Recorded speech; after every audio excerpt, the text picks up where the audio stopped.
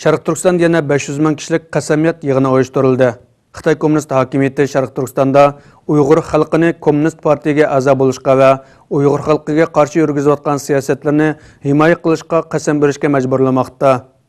Xitoy Kommunist hokimiyati Sharq Turkistonda Uyg'ur xalqini Kommunist partiyaga a'zo bo'lishga va Uyg'ur xalqiga qarshi yurgizayotgan siyosatlarni himoya qilishga qasam berishga majburlamoqda.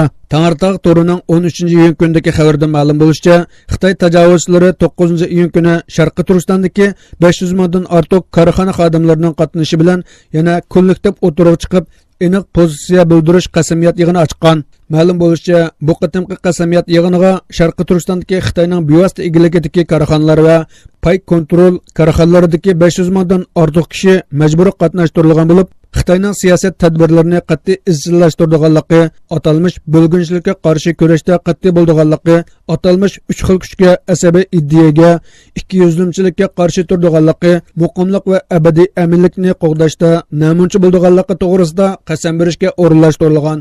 Har qaysi rayonlarda o'xshash vaqtda elib berilgan bu qatimqi aniq pozitsiya bildirish qasamyat yig'iniga majburiy qatnashtirilgan kishilar naq maydonda kollektiv holda qasam bergizilgan hamda oldin tayyorlangan va'dnomaga imzo qo'ydirilgan.